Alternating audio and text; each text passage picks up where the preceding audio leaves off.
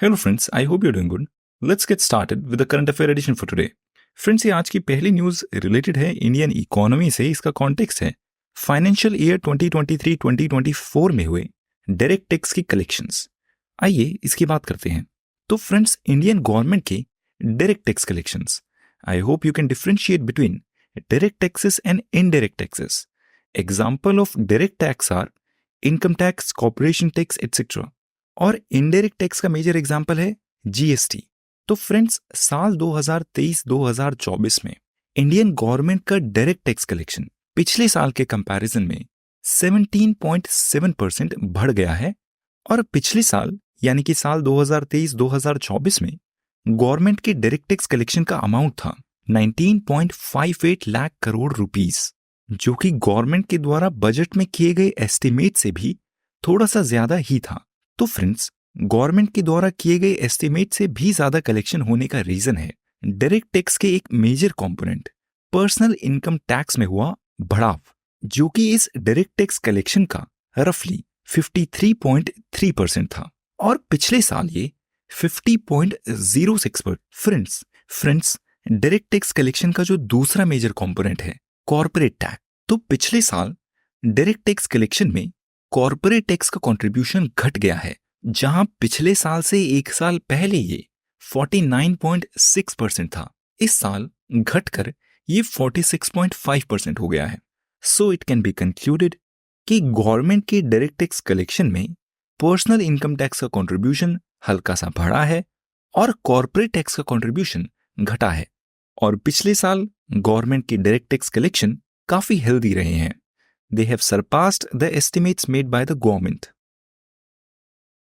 Friends, ये next news related है insurance regulatory and development authority of India से, जिन्होंने इंडिया में हेल्थ इंश्योरेंस प्रोवाइड करने वाली कंपनीज के लिए नए रूल्स बनाए हैं। तो फ्रेंड्स, इंडिया की एक major regulatory body insurance regulatory and development authority of India IRDAI ने बोला है कि जहां पहले ये मैक्सिमम एज लिमिट थी कि अगर कोई इंसान हेल्थ इंश्योरेंस खरीदना चाहता है तो उसकी उम्र 65 से ज्यादा नहीं होनी चाहिए, तो insurance regulatory and development authority of India IRDAI ने इस एज लिमिट को एलिमिनेट कर दिया है और हेल्थ इंश्योरेंस कंपनीज को बोला है कि अब वो खास पॉलिसीज बनाएं जो 65 से ज्यादा की उम्र के सीनियर सिटीजन्स के लिए बनी हो। फ्रेंड्स, अब इस न्यूज इवेंट से रिलेटेड हम बात करते हैं insurance regulatory and development authority of India IRDAI की। तो फ्रेंड्स, ये IRDAI बनी थी 1999 में। इसकी मिनिस्ट्री है मिनिस्ट्री ऑफ फाइनेंस। इसका स्टैचू है insurance regulatory and development authority of India act 1999। Friends, IRDAI का मैंडेट है, इसकी जिम्मेदारी है इंडिया में इंश्योरेंस और री इंश्योरेंस की फील्ड में काम करने वाली कंपनीज के लिए पॉलिसीज बनाना, उनको रेगुलेट करना और उनको ऑपरेट करने के लिए लाइसेंस देना। ये एक 10 मेंबर की बॉडी है जिसमें एक चेयरमैन होते हैं, 5 फुल टाइम मेंबर्स होते हैं और 4 पार्ट टाइम मेंबर्स होते हैं, और इन सभी मेंबर्स को गवर्नमेंट ऑफ इंडिया अपॉइंट करती है। फ्रेंड्स, ये नेक्स्ट न्यूज रिलेटेड है चल रहे जनरल इलेक्शन के प्रोसेस से, जिसका पहला फेज पूरा हो चुका है। तो फ्रेंड्स, लोकसभा इलेक्शन के पहले फेज में वोटर टर्नआउट की रजिस्टर्ड वोटर में से कितने परसेंट वोटर्स वोट देने के लिए इलेक्शन बूथ्स में गए, ये वोटर टर्नआउट था 62.37%। लोकसभा इलेक्शन जनरल इलेक्शंस के इस पहले फेज में 21 स्टेट्स और यूनियन टेरिटरीज की 102 कॉन्स्टिट्यूएंसीज ने वोट किया और 21 में से 10 स्टेट्स और यूनियन टेरिटरी ऐसी हैं जिनमें इलेक्शन प्रोसेस पूरे तरीके से पूरा हो चुका है। वो स्टेट्स जहां पर लोकसभा इलेक्शन पूरे हो चुके हैं वो हैं Tamil Nadu, Uttarakhand, Andaman and Nicobar islands, Lakshadweep islands और majority of north eastern states. Friends, ये नेक्स्ट न्यूज रिलेटेड है इंडिया के डिफेंस रिलेशनशिप से। किस तरीके से इंडिया ने जो कुछ समय पहले फिलीपींस के साथ एक डील करी थी, जिस डील में इंडिया ने डोमेस्टिकली प्रोड्यूस्ड ब्रह्मोस मिसाइल को फिलीपींस को बेचा था, अब इस ही इवेंट के कॉन्टेक्स्ट में ये रीसेंट अपडेट है। तो फ्रेंड्स, इंडिया ने फिलीपींस को ब्रह्मोस मिसाइल का पहला बैच डिलीवर कर दिया है। इंडिया के द्वारा फिलीपींस को बेचे गए इस ब्रह्मोस मिसाइल डील की वैल्यू थी $375 मिलियन, और इस डील को किया गया था जनवरी 2022 में। फ्रेंड्स, इंडिया की डिफेंस इंडस्ट्री के लिए ये एक मेजर अचीवमेंट है। इंडिया जो एक ओवरवेलमिंग तरीके से, एक काफी भारी तरीके से इंपोर्ट्स पर डिपेंडेंट है अपनी डिफेंस नीड्स को पूरा करने के लिए, इंडियन गवर्नमेंट की पिछले कुछ सालों से कोशिश है कि इंडिया की डोमेस्टिक डिफेंस इंडस्ट्री ग्रो हो। इंडिया जिन जिन डिफेंस इक्विपमेंट्स और कंपोनेंट्स को डोमेस्टिकली प्रोड्यूस कर सकता है वो यहीं पर करे, और इंडिया बाकी और कंट्रीज को डोमेस्टिकली प्रोड्यूस्ड इक्विपमेंट्स बेचे भी। तो इसी context you should see this event. India के द्वारा फिलीपींस को बेची गई ये BrahMos supersonic cruise missiles, they are a big achievement. और फिलीपींस कंट्री इन मिसाइल्स को यूज करेगा वेस्ट फिलीपीन सी में अपने आप को बचाने के लिए, अपनी सोवरेनिटी को प्रोटेक्ट करने के लिए। फ्रेंड्स, ये नेक्स्ट न्यूज रिलेटेड है food standards and safety authority of India के द्वारा लिए गए नेस्ले पर एक्शन से। फ्रेंड्स, ये food safety and standards authority of India पिछले काफी समय से न्यूज में है, and now you should make sure कि आपको food standards and safety authority of India के बारे में और इससे रिलेटेड सभी मेजर टॉपिक्स की जानकारी है। आइए इस न्यूज की बात करते हैं। तो friends, ministry of consumer affairs, food and PDS ने इंडिया के food regulator food safety and standards authority of India को ऑर्डर दिए हैं।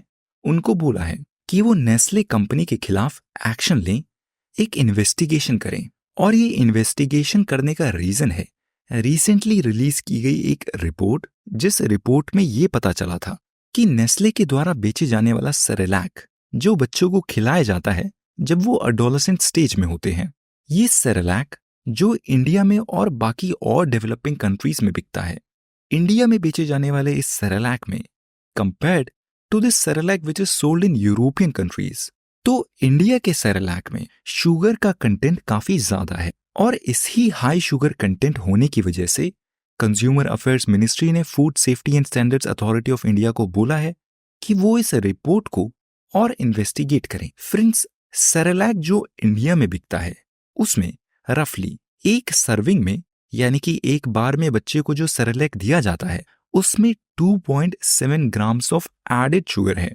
यानी ऊपर से डाली गई चीनी या उसका कोई और सब्स्टिट्यूट है।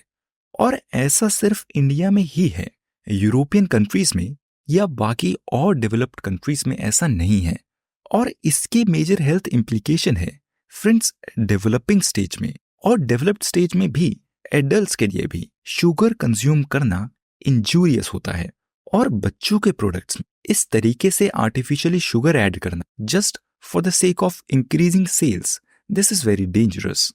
और food safety and standards authority of India will investigate this matter, and whatever happens this remains to be seen and we'll keep following it. Friends, अब इस न्यूज इवेंट से रिलेटेड हम बात करते हैं इंडिया के premier food regulator food safety and standards authority of India FSSAI की। तो फ्रेंड्स, FSSAI की मिनिस्ट्री है ministry of health and family welfare. इसको एस्टैब्लिश किया गया था, इसको बनाया गया था साल 2006 में। फ्रेंड्स, FSSAI के बनने से पहले काफी सारे अलग अलग जगह पे अलग अलग रूल्स थे जो फूड रिलेटेड मैटर्स को रेगुलेट करते थे। इस बॉडी को बनाते समय ये किया गया था, ये ऐसे ऐसे अलग अलग जगह पे स्कैटर्ड रूल्स को एक जगह पर कंसोलिडेट कर दिया गया था। Friends, food safety and standards authority of India ये साइंस बेस्ड स्टैंडर्ड्स को फॉलो कर फूड के लिए स्टैंडर्ड्स देती है, उनके मैन्युफैक्चर प्रोसेस को रेगुलेट करती है, उस खाने को किस तरीके से स्टोर किया जाएगा उसको रेगुलेट करती है, उसके रेगुलेशन बनाती है, फूड को किस तरीके से डिस्ट्रीब्यूट किया जाएगा, सेल किस तरीके से किया जाएगा, इंपोर्ट करने के लिए क्या क्या रेगुलेशंस होंगे, इन सभी तरीके के मैटर से ये food safety and standards authority of India deal करती है। फ्रेंड्स, ये नेक्स्ट न्यूज रिलेटेड है चल रहे इलेक्टोरल प्रोसेस से, इलेक्शन कमीशन ऑफ इंडिया से और इलेक्ट्रॉनिक वोटिंग मशीन से। तो friends, election commission of India ने सुप्रीम कोर्ट में एक स्टेटमेंट दी है और बोला है कि इलेक्शन के किसी भी स्टेज में, इलेक्शन प्रोसेस के किसी भी स्टेज में ईवीएम मशीन को टैंपर करना, उसमें चेंजेस करना इम्पॉसिबल है। It is impossible to tamper with the EVM at any stage. Friends, election commission of India के द्वारा सुप्रीम कोर्ट में ये स्टेटमेंट दी गई है क्योंकि सुप्रीम कोर्ट में एक केस चल रहा है, जिस केस में एक major NGO association for democratic reforms ने सुप्रीम कोर्ट में पिटीशन की है कि इंडिया के इलेक्शन प्रोसेस को और ट्रांसपेरेंट बनाया जाए और स्ट्रॉन्ग बनाया जाए, ईवीएम्स को इस्तेमाल किया जाए, और अगर इसको ना इस्तेमाल करने से इलेक्शन प्रोसेस और स्ट्रॉन्ग होता है तो ईवीएम के इस्तेमाल को भी बंद कर दिया जाए। तो एसोसिएशन फॉर डेमोक्रेटिक रिफॉर्म्स की इस ही पिटीशन पर सुप्रीम कोर्ट में सुनवाई चल रही है और उसी सुनवाई के दौरान सुप्रीम कोर्ट ने इलेक्शन कमीशन से पूछा था कि आप ईवीएम की सेफ्टी के बारे में क्या बोलेंगे, and to which election commission said कि it is impossible to tamper with the EVM at any stage. Friends, इस पिटीशन में, इस चल रही सुनवाई में एसोसिएशन फॉर डेमोक्रेटिक रिफॉर्म्स ने सुप्रीम कोर्ट में यह भी पिटीशन की है कि वीवीपैट स्लिप्स की ईवीएम के साथ 100% क्रॉस वेरिफिकेशन की जाए, जो कि फिलहाल प्रेजेंट रूल के हिसाब से हर एक असेंबली कॉन्स्टिट्यूएंसी में रेंडमली 5 सेलेक्टेड बूथ्स में की जाती है। फ्रेंड्स, इस रिक्वेस्ट के कॉन्टेक्स्ट में इलेक्शन कमीशन ने सुप्रीम कोर्ट में बोला है कि अब तक इस क्रॉस वेरिफिकेशन प्रोसेस में 2019 में जब पहली बार वीवीपैट को इंट्रोड्यूस किया गया था, उससे लेके अब तक 41,629 कॉन्स्टिट्यूएंसीज में इस तरीके से ईवीएम को वीवीपैट के साथ क्रॉस वेरीफाई किया जा चुका है और अब तक लगभग 4 करोड़ वीवीपैट स्लिप्स को ईवीएम मशीन्स के साथ वेरीफाई किया जा चुका, और 4 करोड़ स्लिप्स में से अब तक एक भी मिसमैच नहीं हुआ है। There has been no mismatches. अब सुप्रीम कोर्ट, जिसने अपनी जजमेंट को रिजर्व किया हुआ है, वो क्या स्टेटमेंट देती है, this remains to be seen, and whatever happens will keep following it. Friends, अब इस न्यूज इवेंट से रिलेटेड हम बात करते हैं इस topic election commission of India की। तो friends, election commission of India mentioned है कॉन्स्टिट्यूशन के आर्टिकल 324 में, और इलेक्शन कमीशन ऑफ इंडिया का मैंडेट है according to the constitution parliament के लिए इलेक्शंस, स्टेट लेजिस्लेटिव असेंबलीज के लिए होने वाले इलेक्शन, प्रेसिडेंट ऑफ इंडिया के लिए होने वाले election, vice president of India के लिए होने वाले इलेक्शन, इन इलेक्शन की प्रिटेंडेंस, डायरेक्शन और कंट्रोल को करना।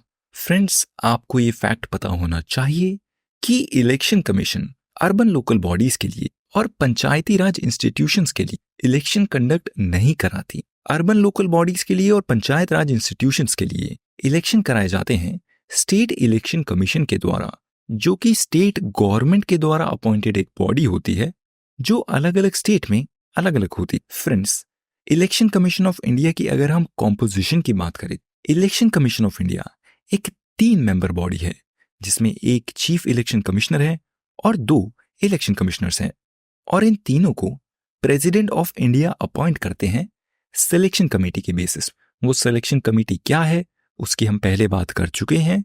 उससे रिलेटेड एक मेजर लॉ को पिछले साल भी पास किया गया है। इलेक्शन कमीशन ऑफ इंडिया के तीनों मेंबर्स 6 साल के लिए ऑफिस को होल्ड करते हैं या फिर 65 साल की उम्र तक। फ्रेंड्स, ये नेक्स्ट न्यूज इवेंट भी रिलेटेड है चल रहे इलेक्शन प्रोसेस से।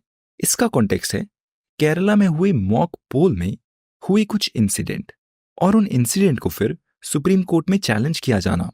तो फ्रेंड्स, सुप्रीम कोर्ट में ये पिटीशन की गई थी कि केरला में इलेक्शन से पहले टेस्ट करने के लिए करे जाने वाले मॉक पोल्स में ईवीएम मशीन में गलत तरीके से किसी और पार्टी को वोट दिए जाने के बावजूद भी वोट रिकॉर्ड किए जा रहे हैं बीजेपी पार्टी को।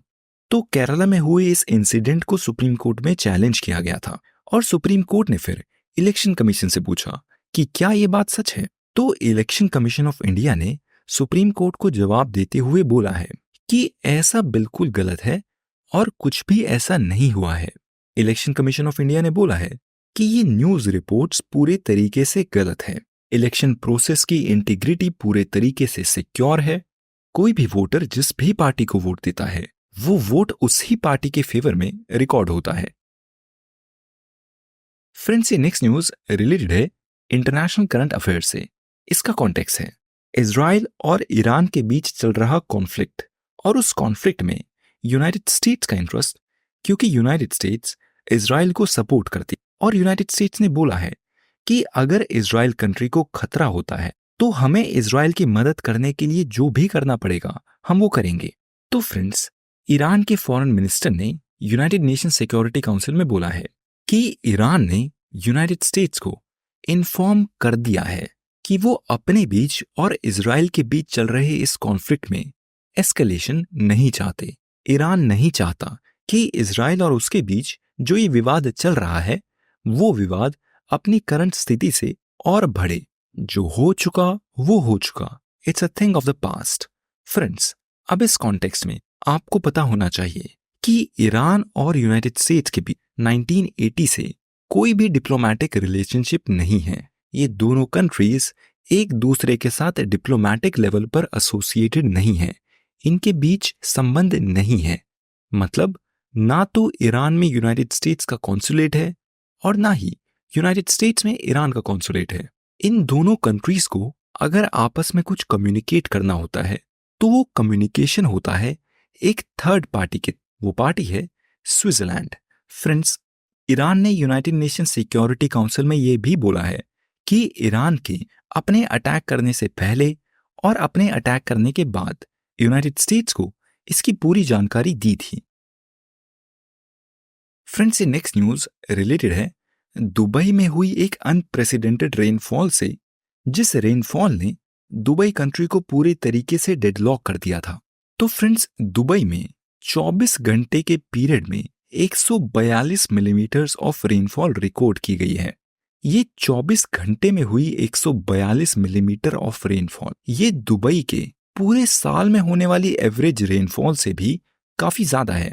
दुबई में जो एनुअल एवरेज ऑफ रेनफॉल है वो है 94.7 मिलीमीटर्स, और एक 24 घंटे के पीरियड में इतनी ज्यादा रेनफॉल हो जाना, ऐसी सिचुएशन को हैंडल करने के लिए यूएई का इंफ्रास्ट्रक्चर पूरे तरीके से तैयार नहीं था। यूएई का ड्रेनेज सिस्टम वो कोलैप्स हो गया, अलग अलग जगह में फ्लडिंग हो गई, हाईवेज भी ब्लॉक हो गए। अब फ्रेंड्स, दुनिया में अलग अलग जगह पर क्लाइमेट चेंज की वजह से इस तरीके की एनॉमलीज देखने को मिल रही है। ये दुबई में हुआ ऐसा एक्सट्रीम वेदर इवेंट कोई पहला इवेंट नहीं है। काफी सारी कंट्रीज में वाइल्ड फायर्स देखने को मिल रही है, दुनिया भर में हीट के ऑल टाइम रिकॉर्ड्स ब्रेक हो रहे हैं, किसी किसी और जगह पर और भी बारिश हो रही है। पर दुबई के इस केस में ये स्पेकुलेशन है कि ये बारिश हुई है दुबई के द्वारा की गई क्लाउड सीडिंग प्रोग्राम से।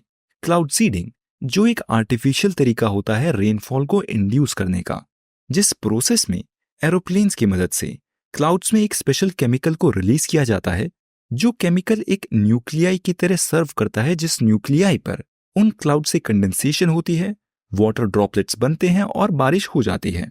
तो कई सारे लोगों का कहना है कि यूएई ने कुछ समय पहले इस क्लाउड सीडिंग प्रोग्राम को किया था, जिसकी वजह से ये इतनी भयंकर रेनफॉल हुई है। पर वेदर एक्सपर्ट्स का कहना है कि ये इतनी भारी तादाद में हुई रेनफॉल ये क्लाउड सीडिंग की वजह से नहीं है, बट ये एक जियोग्राफिकल फिनोमिना है। यूएई में एक स्ट्रॉन्ग लो प्रेशर सिस्टम बन गया था, जिसकी वजह से ये बारिश हुई है। फ्रेंड्स, ये आज का पहला एक्सप्लेनर पीस है। ये एक बहुत ही अच्छा एक्सप्लेनर पीस है। ये रिलेटेड है ministry of environment, forest and climate change से। इसका कॉन्टेक्स्ट है गवर्नमेंट के द्वारा कुछ समय पहले रिलीज किया गया ग्रीन क्रेडिट प्रोग्राम, और इस एक्सप्लेनर पीस में हम बात करेंगे कि इस ग्रीन क्रेडिट प्रोग्राम में क्या क्या चेंजेस किए गए हैं, ये ग्रीन क्रेडिट प्रोग्राम क्या है और क्यों कुछ सर्कल्स में इस ग्रीन क्रेडिट प्रोग्राम को क्रिटिसाइज किया जा रहा है। तो फ्रेंड्स, 12 अप्रैल को ministry of environment, forest and climate change ने ग्रीन क्रेडिट प्रोग्राम के केस में गाइडलाइंस को अपडेट किया, और इन अपडेटेड गाइडलाइंस में अब इस ग्रीन क्रेडिट प्रोग्राम का फोकस रहेगा इकोसिस्टम के रिस्टोरेशन पर, जहां पर पहले ग्रीन क्रेडिट प्रोग्राम का फोकस था केवल ट्री प्लांटिंग एक्टिविटीज पर। यानी कि यू कैन इमेजिन अब गवर्नमेंट ने इस प्रोग्राम को चेंज कर दिया है और इसको और होलिस्टिक बना दिया है। आइए इसकी बात करते हैं। फ्रेंड्स, पहले हम बात करते हैं कि what is this green credit programme. ये ग्रीन क्रेडिट प्रोग्राम क्या है? तो फ्रेंड्स, इस ग्रीन क्रेडिट प्रोग्राम को ऑफिशियली लॉन्च किया गया था अक्टूबर 2023 में, जब इसको लॉन्च किया गया था तब भी इसको हमने अपने एडिशंस में कवर किया था। फ्रेंड्स, ये ग्रीन क्रेडिट प्रोग्राम एक मार्केट बेस्ड मैकेनिज्म है। इस प्रोग्राम में गवर्नमेंट की कोशिश है कि इंडिविजुअल्स को, ऑर्गेनाइजेशंस को और कंपनीज को फाइनेंशियल या और तरीके के मार्केट बेस्ड इंसेंटिव दिए जाएं ताकि वो एनवायरमेंटल कंजर्वेशन में पार्टिसिपेट करें। अब ये मार्केट बेस्ड इंसेंटिव क्या है, इसकी बात करते हैं। फ्रेंड्स, इस स्कीम में, इस ग्रीन क्रेडिट प्रोग्राम में जो भी इंडिविजुअल्स, ऑर्गेनाइजेशंस या कंपनीज पार्टिसिपेट करती हैं वो अलग अलग तरीके के इन्वायरमेंटल प्रोजेक्ट्स में, जिस तरीके से अफॉरेस्टेशन में, वाटर कंजर्वेशन के प्रोग्राम्स में, एयर पोल्यूशन को रिड्यूस करने के लिए प्रोग्राम्स में, वेस्ट मैनेजमेंट के प्रोजेक्ट में, मैनग्रोव्स के कंजर्वेशन में, इन मुद्दों से जुड़े प्रोजेक्ट्स में पार्टिसिपेट कर सकते हैं और ऐसा करने पर फिर उनको ग्रीन क्रेडिट्स दिए जाएंगे। फ्रेंड्स, फरवरी में जब इस ग्रीन क्रेडिट प्रोग्राम के लिए रूल्स को बनाया गया था, उस समय पर यानी कि कुछ महीने पहले ही इस ग्रीन क्रेडिट प्रोग्राम में केवल ट्री प्लांटेशन करने की प्रोजेक्ट्स की बात की गई। मतलब अलग अलग स्टेट्स में जो ऐसे एरियाज हैं जिनको स्टेट गवर्नमेंट ने डिजिग्नेट किया हुआ है एज डिग्रेडेड फॉरेस्ट और वेस्टलैंड, ये कंपनीज, ये इंडिविजुअल्स या ये ऑर्गेनाइजेशन ऐसे डिग्रेडेड फॉरेस्ट या फिर वेस्टलैंड्स में अब फॉरेस्टेशन एक्टिविटीज या फिर वाटर कंजर्वेशन या फिर एयर पोल्यूशन एक्टिविटीज में पार्टिसिपेट कर सकती हैं, जिसके बाद इन एंटिटीज को ग्रीन क्रेडिट्स मिलेंगे। फ्रेंड्स, ये जो ट्री प्लांटिंग एक्टिविटी हो ये की जाएगी उस स्टेट के, उस रिस्पेक्टिव स्टेट के फॉरेस्ट डिपार्टमेंट्स के द्वारा, और पेड़ लगाने के 2 साल बाद उन पेड़ों को इंस्पेक्ट किया जाएगा और अगर वो पेड़ हेल्दी तरीके से ग्रो हुए हैं, इफ दे हैव सर्वाइव्ड, तो फिर इन एंटिटीज को जिन्होंने ये पेड़ लगवाए हैं उनको एक पेड़ के लिए एक ग्रीन क्रेडिट दिया जाएगा। और फ्रेंड्स, इस ग्रीन क्रेडिट प्रोग्राम में मेजर पब्लिक सेक्टर कंपनीज ने पार्टिसिपेट किया भी है। फॉर एग्जांपल, इंडियन ऑयल ने, power grid corporation of India ने, नेशनल थर्मल पावर कॉरपोरेशन ने भी, ऑयल इंडिया ने, कोल इंडिया ने, नेशनल हाइड्रो पावर कॉरपोरेशन ने वगैरह ने। And you must pay attention, इन सभी कॉरपोरेशन की एक्टिविटीज हाईली एनवायरमेंट पॉल्यूटिंग है और अपने द्वारा एनवायरमेंट को पॉल्यूट करने के स्टेप को ऑफसेट करने के लिए ही वो ग्रीन क्रेडिट कमाना चाहती हैं और वो ये कमा रहे हैं ग्रीन क्रेडिट प्रोग्राम के थ्रू। तो फ्रेंड्स, अब हम बात करते हैं कि क्यों इस ग्रीन क्रेडिट प्रोग्राम को क्रिटिसाइज किया जा रहा है। तो फ्रेंड्स, जो लोग इस ग्रीन क्रेडिट प्रोग्राम को क्रिटिसाइज कर रहे हैं उनका कहना है कि ये प्रोग्राम पहली बात तो एनवायरमेंट की कंजर्वेशन को कोमोडिफाई करता है। मतलब इस प्रोग्राम में कंपनीज को ये परमिशन दे दी जाती है कि वो अपनी मर्जी से एनवायरमेंट को पोल्यूट कर ले और फिर एक आसान तरीके से अपने द्वारा कमाए गए पैसे का कुछ एक छोटा सा पार्ट इस्तेमाल करके वेस्टलैंड में पेड़ लगवा दें और फिर ग्रीन क्रेडिट्स कमा लें। इन क्रिटिक्स का कहना है कि ये ग्रीन क्रेडिट प्रोग्राम फॉरेस्ट के एक्सप्लॉयटेशन को और डाइवर्जन को सिंप्लीफाई कर देता है। फ्रेंड्स, इस ग्रीन क्रेडिट प्रोग्राम के क्रिटिसिज्म का जो दूसरा मेजर पॉइंट है वो ये है कि इन कंपनीज के द्वारा जो इन वेस्ट लैंड में पेड़ लगाए जाएंगे, हो सकता है कि इन कंपनीज को पूरे तरीके से उस एरिया की जानकारी हो ही ना, उस एरिया की बायोडाइवर्सिटी की जानकारी हो ही ना, और केवल पेड़ लगाने के लिए पैसे देने से हो सकता है कि उस रीजन में इन्वेजिव स्पीशीज इंट्रोड्यूस हो जाएं, वहां के लोकल इकोसिस्टम्स पूरे तरीके से डिसरप्ट हो जाए and it has the potential of causing more ecological damage than restoration. और फ्रेंड्स, इस ग्रीन क्रेडिट प्रोग्राम का जो तीसरा मेजर क्रिटिसिज्म है वो ये है कि ये प्रोग्राम मोनोकल्चर्स को प्रमोट करता है। नाउ फ्रेंड्स, आई होप आपको पता है कि मोनोकल्चर क्या होता है। मोनोकल्चर एक ऐसी प्रैक्टिस है जिसमें एक ही तरीके के पेड़ को, प्लांटेशन को, क्रॉप को यूनिफॉर्मली पूरे एरिया में लगाया जाता है and monoculture is not a healthy practice at all for the ecosystem. तो इस ग्रीन क्रेडिट प्रोग्राम की भी जो एक मेजर क्रिटिसिज्म है वो ये है कि ऐसे पेड़ लगाने के लिए पैसे देना, ग्रीन क्रेडिट कमाने के लिए, इससे ये रिस्क है कि उस एरिया में जो नेचुरल फॉरेस्ट उगाए जाने का पोटेंशियल था उस पोटेंशियल को रिप्लेस कर दिया जाएगा वहां पर इन्वेसिव मोनोकल्चर से। इससे उस रीजन की बायोडाइवर्सिटी और इकोलॉजिकल स्टेबिलिटी वीक हो सकती है। फ्रेंड्स, अब हम बात करते हैं कि गवर्नमेंट ने इन क्रिटिसिजम्स को लेकर क्या जवाब दिया है। तो फ्रेंड्स, गवर्नमेंट ने इस ग्रीन क्रेडिट प्रोग्राम में जो रूल्स हैं उनको चेंज किया है, और उन चेंज रूल में जो एक मेजर चेंज है वो ये है कि गवर्नमेंट ने ट्री डेंसिटी रिक्वायरमेंट को चेंज कर दिया है। जहां पर पहले ये रूल था कि 1 हेक्टेयर में मिनिमम 1100 पेड़ होने चाहिए, इस रूल को अब हटा दिया गया है, चेंज कर दिया गया है। और अलग अलग स्टेट्स को अब ये परमिशन दे दी गई है कि वो उस एरिया की बायोडाइवर्सिटी, इकोलॉजिकल सिचुएशन के हिसाब से अपने खुद की एक ट्री डेंसिटी रिक्वायरमेंट बताएं, जो ट्री डेंसिटी वहां की इकोलॉजिकल कंडीशन से मैच करती हो। फ्रेंड्स, हर जगह पर पेड़ लगाना ठीक नहीं हो सकता, दिस एनीवन कैन इमेजिन। और अब इन नए रूल्स में ये बोला गया है कि ट्री प्लांटेशन एक्टिविटी में उस एरिया के हिसाब से, अगर उस एरिया में बेटर सपोर्ट होता है श्रब्स का, तो श्रब्स लगाई जा सकती हैं, अर्ब्स लगाई जा सकती हैं, ग्रासेस लगाई जा सकती हैं, इंस्टेड ऑफ वहां पर हाई डेंसिटी पेड़ लगाने की। फ्रेंड्स, गवर्नमेंट ने इस ग्रीन क्रेडिट प्रोग्राम में जो दूसरा मेजर चेंज किया है वो ये है कि गवर्नमेंट ने बोला है कि उस रीजन की लोकल इंडिजीनियस स्पीशीज पर ज्यादा एम्फोसिस होगा। The updated guidelines give preference to the use of indigenous species in restoration projects. और गवर्नमेंट की तरफ से जो तीसरा मेजर पॉइंट है वो ये है कि ये स्कीम अभी के एक पायलट प्रोजेक्ट के स्टेटस में ही है, और एनवायरमेंट मिनिस्ट्री अभी काम कर रही है इस स्कीम के लिए और डिटेल बनाने पर, इस स्कीम को और रिफाइन करने पर। Now that's all for today friends, see you in the next edition, good bye.